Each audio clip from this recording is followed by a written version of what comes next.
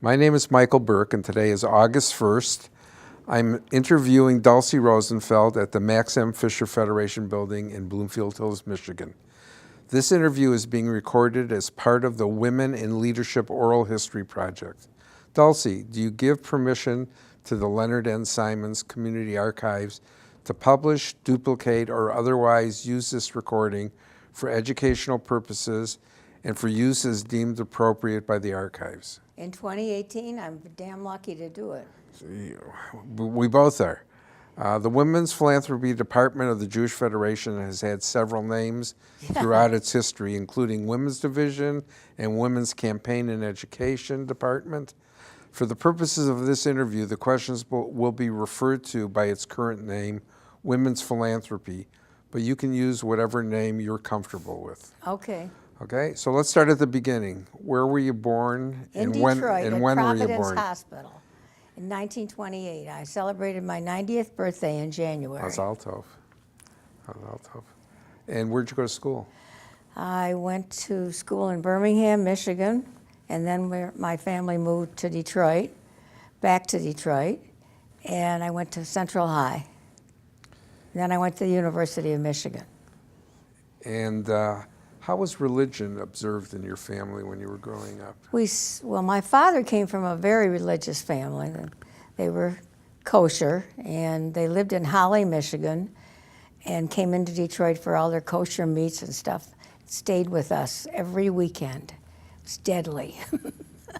And how did they get up to Holly? But we celebrated every holiday, of course. How did they get up to Holly, Michigan? Because my grandfather was the superintendent and designer of the Grinnell Piano Factory. Wow. He was a wonderful wood craftsman. He was an artist, really. That's my father's father. Yeah. And was philanthropy an important part of your family as you were growing up? Yes, it was, but it was always done very, sub rosa. Nobody wanted their name on anything. Uh-huh. What kinds of things were they involved in? Oh, they were involved in their synagogue in Flint. My aunts lived in Flint, my father's sisters. Very involved in that temple. And they belonged to the regional organizations. I can't remember what my grandfather's organization was, but not in the organized Jewish community as such in Detroit. When did you get involved in Federation, and what role did that play in your... I was a bride, and then I was a young mother with 4 little kids, and I was involved with Hadassah for several years. And Norman was working in the campaign. When I met him, he was in the young adults division when he came back from service. That's when I met him. In 1946. We got married in 1949, and he was involved. So when I had time, I decided I would be involved too. And I had many leadership positions in Hadassah. So I piqued the interest of the women's division. Was there anything beside Hadassah that you were involved in? Not at that time, except I had 4 little kids. I was very busy. Oh, I was involved in politics at all times. My kids remember being taken in strollers down the street, ringing doorbells for Martha Griffiths and others. I guess I was an activist always. And when you came to Federation, in what capacity did you They start? asked me to work on, I worked on the campaign, and then they asked me to work on a couple of educational programs, and actually asked me to chair the what was called leadership. It was called leadership, women's leadership. And it involved visiting agencies with women who were invited to join. And we had a group of maybe 15 or 20 who were educated in the workings of the community. It's a wonderful program. I don't know what they call it now, but it's been reinvented many times. But it's a great tool. And who were the leaders who were involved in the women's philanthropy program? I worked with Jenny. Jenny Jones was my idol up there because she had such a large profile. She had a prominent profile. But Barbara Marcuse and Esther Jones was very influential in my Federation career. How so?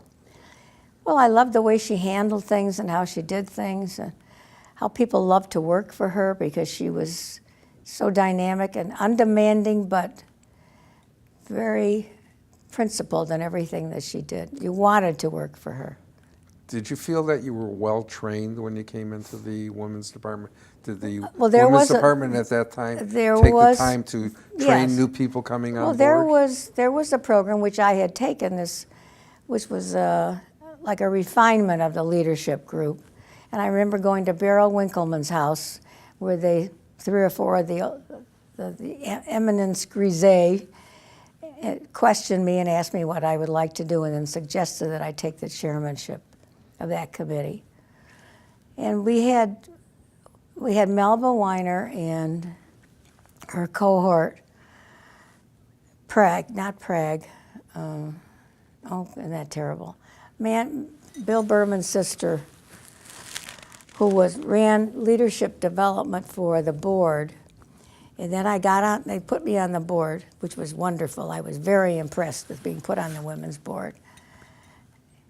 And they really trained us on how to do meetings, how to set up agendas, how to research our speakers, how to approach people, how to solicit, a lot of training in how to solicit for the campaign. Very valuable. I found if you ask people to do things that you're doing and tell them that you really need them to accomplish it, they're happy to come along. Did you find that at that time women were able to play a part in the general, I'll use for lack of a better word, the general politics of Federation? Or were they sort of independent? No, they were shunted to the side. And was that spoken about? We did a little talking about it, sure. Yeah. Of course. Well, Ruth Broder and I would talk about it, yes. She was my campain mentor. And how do you feel now about how women are? I think it's a little better, yes. Well, integrated? the fact that we have had two women presidents of the Federation is encouraging. Well, was it Nancy and Beverly? Penny. And Penny. And they've gone on to higher glory in international organizations. And Jane Sherman, of course, is very prominent worldwide. Yes, I would say there's an improvement, but it took an awfully long time for it to sink in that women could do the same job just as well, sometimes better, because of their empathy and their understanding of how women think and what their priorities are. So you spoke, you alluded to, but I want you to expand on it, to Norm's involvement in the Federation. Yes, Norman. So tell me a little bit about Norm and about his involvement. Well, Norm was my wonderful husband, whom I met when he came home from service in 1946. And he had thought he would go back to school, back to Michigan, to take a combined business law degree. But he came home, and he'd been overseas he'd been away for 3.5 years, and he met me, and he joined his father's business and decided he had learned enough in the Army, being an executive in his field, that he didn't want to go back to school. He wanted to get down to business and raise a family. So we did. And he was absolutely probably the most secure man I've ever encountered. Very quietly secure, because he knew who he was and what he could do, what he had to do. And he was very accepting and gentle. What can I say? I was crazy about him. Well, I guess he was crazy about me too. But he was active in the campaign. The minute he came back, he was involved in the campaign. And when the men's service group existed, which they now have another name for, they went back to it, which is wonderful.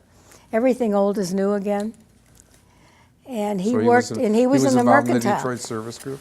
Pardon me? He was involved in the Detroit Service Group? Oh, yeah, he was in the service group, sure, the mercantile division. And he chaired it a couple of times. He chaired the shoe division with other people. That's when every mercantile group was represented with its own little chairmanship. There were so many independent merchants in the 40s, 50s, and 60s. That has changed. They've disappeared. And I'm glad they're reviving it under a new title. I'm not sure what the title is. But they had wonderful esprit de corps. And they worked with each other, and they competed with each other, and they had golf outings, and they had lots of gatherings. It was a wonderfully spirited community, really spirited. I think maybe because most of them had come back, the men had come back from service, and they had gotten used to working with other people besides themselves. And it was, the need was great, and the pressure on Israel was terrific. So I thought at the time, yes, I'd be happy to work on the campaign. And he was thrilled that I got involved.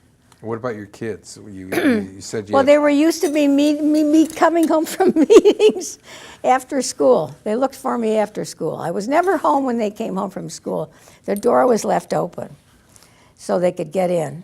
But I'm pleased to say that as a result of having been exposed to this as little kids, they're all very involved as adults in things like Federation in their own communities. My oldest daughter, Jill, has lived in San Diego for 40-some years. She and her husband won the Young Leadership Award years ago. She was president of their Jewish Family Service. She's been very involved with the Foundation Fighting Blindness because of her 2 children who have retinitis pigmentosa.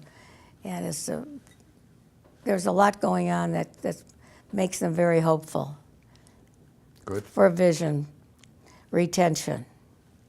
What about your other kids? Okay, there's Nancy, who was a public defender. She went to law school in San Diego, and she was a public defender, and then finally became a criminal defense attorney who earned a living. Right now, she's working with the terrible results of the zero tolerance policy in San Diego, and she's very upset at the way the government is handling these people who came across the border for freedom and are being deported and arrested and handled so badly. She says her clients, she has a lot of clients. She's assigned 10 people, and they rush them through the door. They barely get to see the courtroom, and they're gone. And then there's Hank, number 1 son, and he is a bleeding heart. He's involved in everything that goes on in his own community in Santa Monica, and he used to be the same when he was in Minneapolis. But he's a freelance writer, and he writes he does people's memoirs, and he's very involved in his Jewish community there too, in his synagogue. And then there's Jim Rosenfeld, lawyer extraordinaire who's involved in everything. He was involved a great deal in the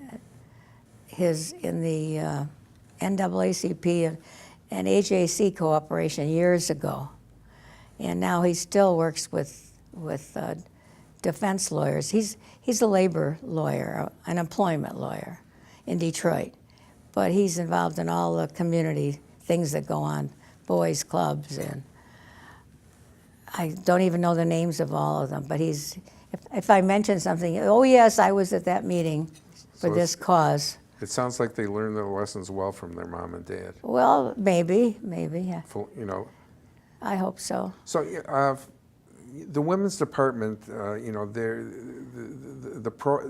thing that's been a highlight for them, in addition to the fundraising, has always been kind of the ability to educate. Oh, I find this. So tell me what I did a lot of education. Tell me what role you played. I had a lot of education jobs, but I did a lot more in campaign. I'm trying to remember now. I looked it up, and the leadership seminar was my baby, and I did a couple other committees. I was chair of a couple other committees, and they got me into campaign, and I liked it. So I worked my way up the ladder, I guess, in campaign. And all of a sudden, there I was, the associate chairman with Ruth Broder for the women's campaign. I would say a really stunning awakening happened when we went to Israel. When did you go the first time? I went on a women's mission. It was in 1975. I'd been to Israel twice before that with Norman and friends. Mm-hmm. And we went to Poland and Romania. And it's something that has stayed with me ever since. And then after Poland and Romania, we went to Israel. And it was a remarkable group of women, 25 of us. And one of them was Peggy Tishman. And she made herself the honorary chair of the group. But we had a wonderful relationship, and we kept up the relationship. We had group meetings, we met, we texted each other, we talked. Well, we didn't text them, we just talked on the phone. But it made a deep impression on every woman there. And I'll never forget when we were in Warsaw. In those days, they used to follow us around with secret police, who were not secret because they would stand by their cars in their black leather coats and look at us as we got off our bus. They were very unsecret. But it was a very tough time. That was still the Cold War. And it was an eye-opener for all of us, and I think it changed the lives of most of the women. It was a very deep influence on how they conducted themselves later, to find themselves to be so lucky to be born where we were born. How important did you think it was for women to participate in programs to Israel to allow them to translate that out to the people that they spoke to? Very important. Well, naturally, when you came back from a trip to Israel and then they had a fundraising meeting, you had to tell your impressions, your story. And it was very effective. I'm wondering now how we do it now to get the response that we need without all the background of that, because it is receding. And people don't remember. Our younger people don't have any memory of it. But I'm very impressed with what's happening in Nosh Gen and was it Gen X? Next Gen. Next Gen, okay. Got it right. Their programming is terrific. The people are great. I love what they're doing in the resurgence of the city of Detroit because I lived there my whole life. And Norman and I were very strong supporters of the city. And he didn't want to move out when we had our big house and everybody was gone and they were building riverfront apartments. So we said, good, we'll go. And we were there for 19 years. Well, we were ahead of the current rush to live downtown. Right, you sure were. Ahead of our time, I guess. Too soon. So let's take a step back. What inspired you to become president of the Women's Department? It seemed to be a natural progression as we went along. It wasn't anything I thought about as a goal. It sort of just happened. Well, I was the associate campaign chairman to Ruth, and then I was the campaign chair. So let's talk about that just for a second before we go into the Yeah. What are some of the things that you innovated, or that you can remember that you innovated when you were chairman of the women's campaign? That's a long time ago, honey. Yeah. Let's see, was it 1978? And I'm not so sure it was innovations as it was approach. Okay. My approach was, I can't do this job alone. I need all the help I can get. Nobody does anything on her own. She always has support. And I need you. If I need you, you're going to come help me. It worked. It always works, especially if you mean it. Because no job is a one-person job, not in this organization, not in many. I really enjoyed all the things that I did in the women's division. It didn't matter what field it was. I liked it. I guess that's just the way I am. I enjoy being busy and involved, especially if I think I have something to contribute. Do you remember what the achievement was in the women's department at that Oh, time? God, we got almost to $1 million. We were so We were excited. just south of $1 million. Yeah, yeah. And that was really a benchmark. Oh, it wasn't was very wonderful that we And back get. in those days, $1 million meant Absolutely. Well, phone-a-gift was, I haven't been to a phone-a-gift session in a long time. But phone-a-gift was the most wonderful occasion because it was like, it was a party. It was a community party, and everybody loved what they were doing, talking to complete strangers, getting responses to what we needed to succeed in the community, to help people who couldn't help themselves. And the women's department played a big role in that. We were the leaders, my dear. I think the reason there's a women's campaign to begin with is because women do everything else on their own. That's why we need to give our own gifts. We're very proud of our singularity in terms of, yes, we can do this, and they need us to do this. That's the other part. Community needs us to do this. Men have a whole different approach when it comes to fundraising. I wonder if I'm being heard as I say this, or am I getting hoarse? Oh, you sound, Okay. you sound perfect. Never perfect. And so what inspired you to move from the chairmanship of the campaign to the presidency? I wasn't inspired. They asked me.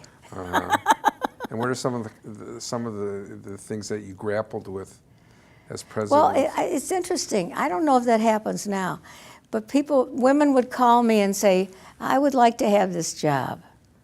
And why haven't I been done? And I would say, well, we'll take that under consideration. If you're in line for that job and you really want to do it, we'll see what we can do for you. I was surprised that I got calls like that because I thought we were taking care of everybody. But you see, people slip out of sight and you're not sure who they are. That was very important to keep people involved, to feel that they were meaningfully involved and doing something that was worthwhile. Well, we were always worthwhile, but we had to make people appreciate that. I was interested when Saul Drockler was the exec. We talked about political meetings, and he said, no, we can't do anything like that. We cannot be political. I guess we still can't. We can't take a stand overtly. But that was back in the days when politics were almost simple, and we had worthwhile candidates to support.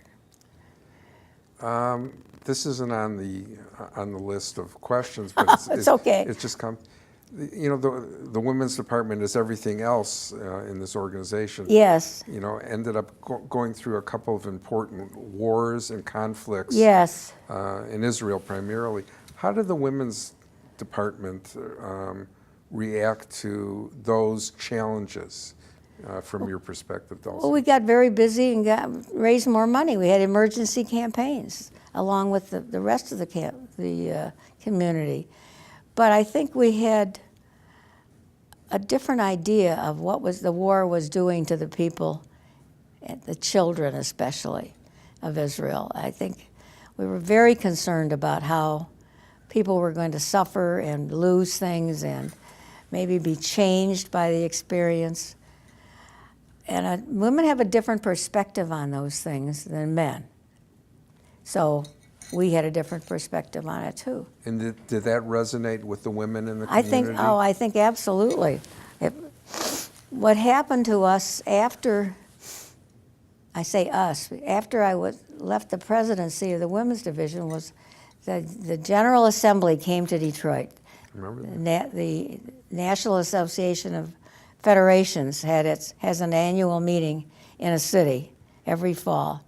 And because I was outgoing president, that fell to my purview. So we had the General Assembly downtown at the Renaissance, which was a brand new center, practically. It was 77, 78 when it opened, and nobody could get around. We had people movers before there were people movers, telling people how to get to meeting rooms. We had gates, metallic, like the airport, to let people into things because Menachem Begin was our guest, our surprise speaker. He was brought to the Ren-Sen in an ambulance, lying down on the floor because we had Arabs protesting in front of the hotel, 1980. And it was very exciting. it was remarkably exciting. We had 3,000 volunteers. The national group had never seen so many volunteers come. I said, well, that's Detroit. Everybody wants to be part of it. It was a very exciting time, and a lot was accomplished, I think. One of the most interesting parts of the GA was the fact that we had to have kosher food, and the rabbis had to kosher the Renaissance kitchens. Well, that was a very important undertaking. And the other part of the food part that was interesting was we had to have Coney Islands, because that's the Detroit trademark, but they had to be kosher. So that was another thing that they had to deal with. But one of the funniest parts of the eating decisions was chalt. Have you ever heard of chalt? Sure. Well, Frida Stolman was in charge of our chalt, and all the rabbis came to taste, and it was okay. There were people in Detroit who'd never heard of chalt, and they experienced it for the first time at the General Assembly, which was kind of an interesting footnote. But it was very exciting. The Renaissance was a brand new venue to a lot of people, and a lot was accomplished for Detroit because that was the beginning of the Renaissance of Detroit. It took a long time to get to where we are today. Right. Now, the women's department played a major, if not the major role in that program. Yeah, we were it. We had an army. We had an army of volunteers, and I had the most wonderful women, and a few men too. We let the men help, organizing all the events to go along with the programs that the General Assembly had to put forth, and everybody jumped in to help. They were so thrilled to be involved, and it was a civic awakening. It really was. Many of the Jews of Detroit, of our group, didn't come downtown. But the fact that this was downtown made it a little more attractive later on. It made an impact on people because people had been moving to the suburbs for quite a while. And Norman and I always lived in Detroit. He'd never lived anywhere else till like 15 years ago when he retired. And it was a very exciting time. My daughters came in from California so they could be part of it, see what was going on. And the Menachem Begin entrance was really remarkable when I think about it now. That was the first time they had the security gates at a great big meeting like this. And every rabbi in town wanted to be part of the program. Everybody wanted to be introducing something or other, and we tried to accommodate everybody.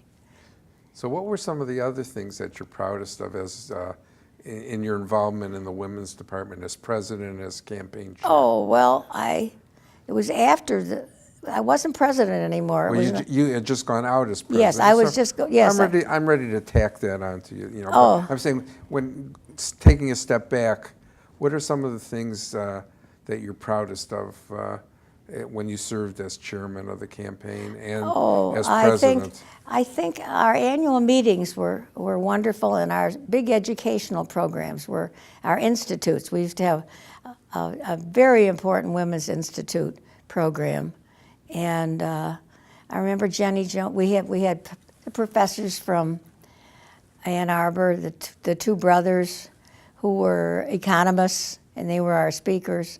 Now, I hadn't practiced. I would think of their name. Maybe you can. No, I can't.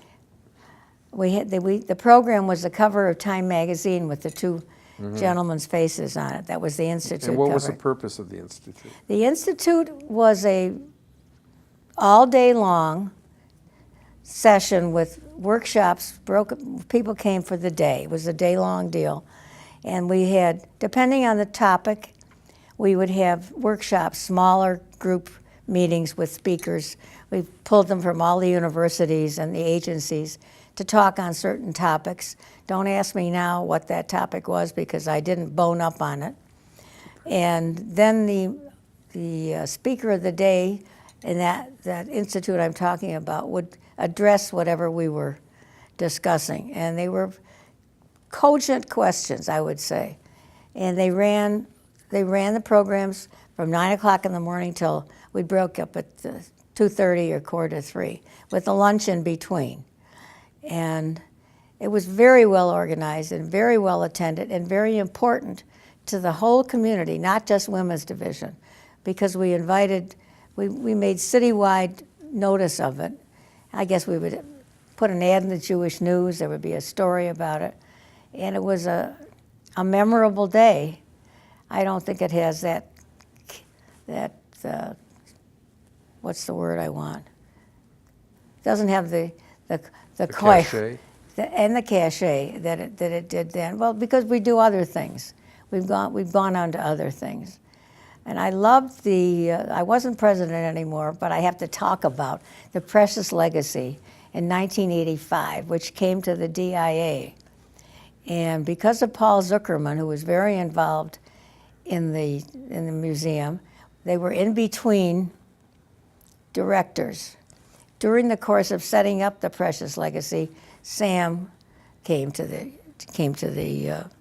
museum, and it was the Czechoslovakian exhibit that started out in Washington, D.C. And Mark Talisman from CJF was its father and promoter and inspirer. And for us to get the exhibit here cost a lot of money. So that involved me again running to these men who were big givers and big supporters to support it, because the Federation couldn't possibly cover the cost. And the museum wasn't about to cover it. And we had, I think, about 1,500 people come from other places to see the exhibit. And first of all, it was artifacts from Jewish homes. This was the precious legacy of things that the Nazis wanted to destroy. It was a lost civilization, they thought. And the precious legacy stands out in my mind as one of the more beautiful things that we did for Detroit, and as a Jewish community. It was so well done. Women played a big role in that. Oh, we were practically the machine, the Deus Ex Machina, because it was mostly women who chaired all the sessions. But we enjoyed the men's help. But those were the days when I would get out of my car and run to a phone booth and call for money, because nobody had cell phones then. I'm making myself sound really old, and I guess I am. You mentioned a few women earlier on who were kind of people that you were involved in when you first entered. Yeah. Were there any other people that you considered mentors to you going through the system? Oh, women. I said Barbara Marcuse and Esther Jones and Melba Weiner and Ruth, of course, Ruth Broder, of course, my buddy. And there were some women who had been there at the beginning of the Women's Division, and they sort of hung back. They didn't really attach themselves to the younger women who were coming in. Because I remember coming in so excited one day to a Women's Division meeting and saying, I'm a grandmother. And there were so many grandmothers there, they weren't that impressed. But the women my age were very impressed, women in our 40s. That was really exciting. And we had a tea for people to come and meet the baby when Jill brought her to Detroit. But when I was chairman of the campaign, I remember this very well, the Women's Division, we had a setup, we called it a draft, like the Lions, a football draft, and we had meetings. There's a picture somewhere in the building of our group meeting in front of our house. We lived on Hamilton in Detroit at the time. And everybody was lined up like a football team, and we had T-shirts, Detroit's Dream Team. And it was a dream team. And we picked our people, and people fought over who was going to be on their committee, on their team, because it was exciting and fun. I wanted everything that we did in the Women's Division to be something that you wanted to go to. It's not something you had to do. You wanted to be there. Because you were making a difference. Well, that was your innovation, wasn't it? Yeah, I guess so. Sure it was. I guess so. What? Oh, Lois Brown. How can I leave Lois Well, we're Brown going to get out? to that in a second. But before we get to staff and the Yeah. staff professional volunteer Yes. relationship, what are some of the skills that you think are necessary for anyone, but we're talking about the women's department, for people to have to move up the system? I think you have to have a sincere devotion to the cause. Paramount is you have to believe in what you're doing. If you don't believe in it, you can't involve other people to feel the way you do. You want them to feel the way you do. I don't know if that's been lost or regained again. I'm not sure, because I have not been involved in women's department in a while, in the philanthropy department. But I do come to the board meetings of the Federation, and I think the women are wonderful. They've always been wonderful.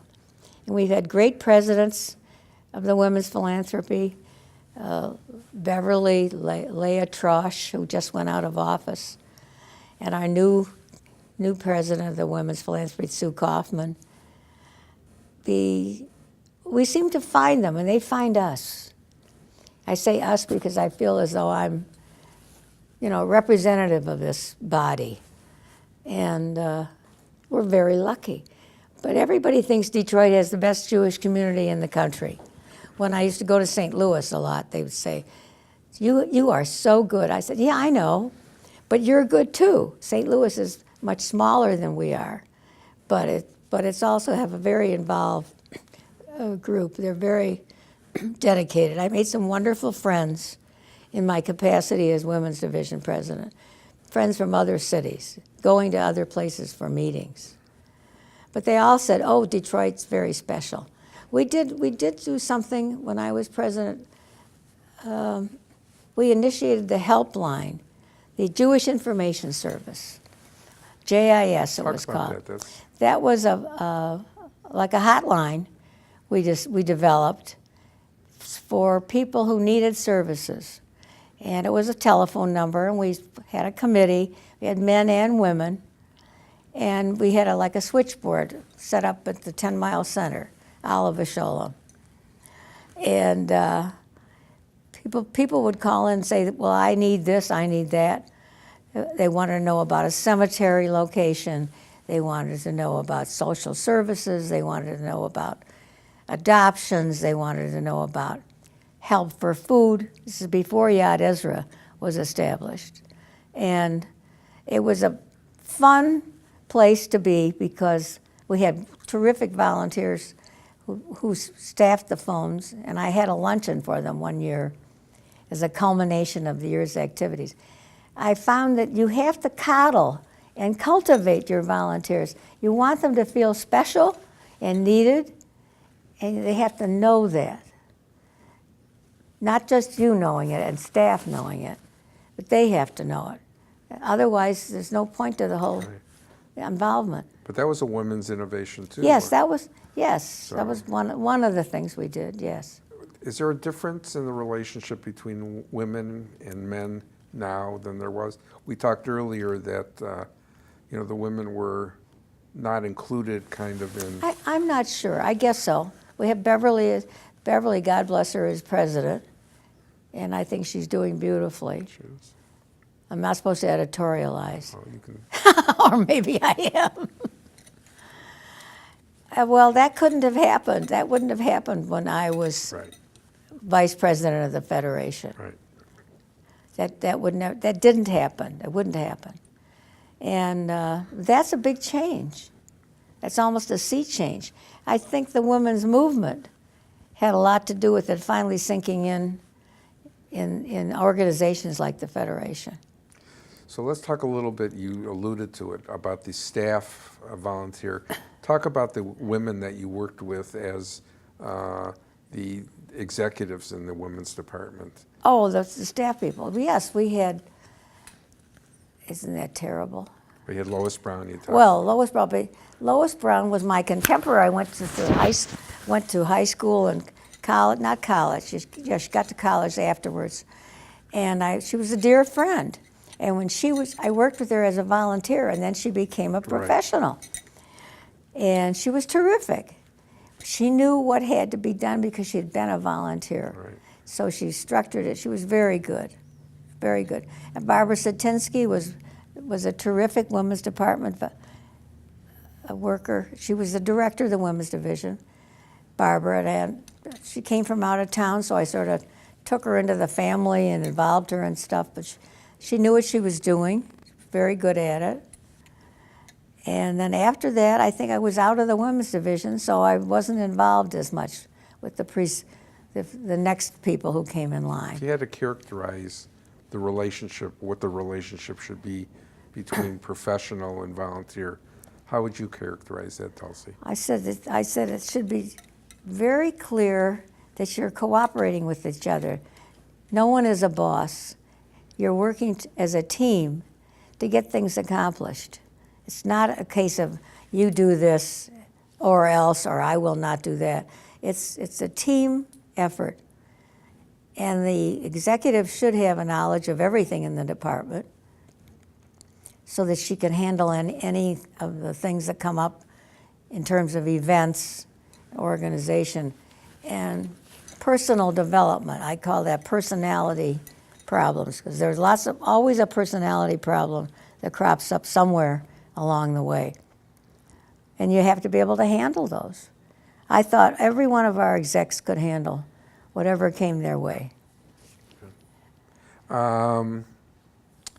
Why is philanthropy important to you?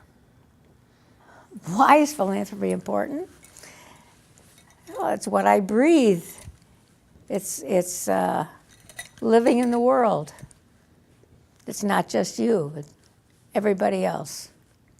And do you feel that the Federation values the women's philanthropy program? I'm not sure. I really don't know. I hope so. I think so, but I'm not quite sure. And do women solicit differently than the men in the community? Oh, I think so. And why?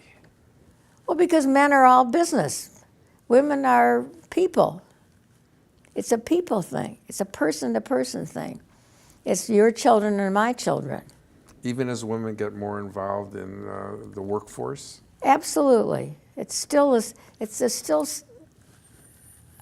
kind of a, what's the word I'm looking for? I'm surprised I can't find the word. It's physical. It's in you, and it's nothing you can shake. It's part of you. And men have a wholly different approach, but they can't help that. They're men. Yeah, but can we teach men some of that? We've tried. I know we try. I haven't done any soliciting in a long time. Women's department's still important to you? Oh, very. Yes, I think it's terrific. It's great. And what do you, this isn't on the script either, and it's more than just the women's department. What's your sense about the future of this federation, the women's department, and the Jewish community? Are you optimistic? I'm trying to be optimistic. I think I'm optimistic when I see all the things that the younger group is doing. They're very involved. They're very political, in a not Democrat-Republican way, but in terms of the community, they're very political, which is important, because the whole community has to be lifted and dealt with, not just little incremental pieces. And you still think that there's a role, and there should be a continuing role for the women's philanthropy program? I hope so. I'm not sure. I certainly hope so, yes. As long as we have the women that we have now, that kind of woman in this department, it'll flourish. It has to. I don't want to seem uncertain about anything. It'll happen. It'll keep going, and it'll be good, because we're good. Okay. Is there anything else you want to say? No, I think I've said more than I should, probably. You certainly have not said more than you should. I'm delighted to be talking to you, Michael. We go back a long We way. do go back a long way. I just want to thank you for your time on behalf of the Women's Philanthropy Oh, it's Program my and pleasure. the archives. My pleasure. And without editorializing, you've always been one of my favorite people. I love you. I know. It's mutual. Thanks, Dulcie.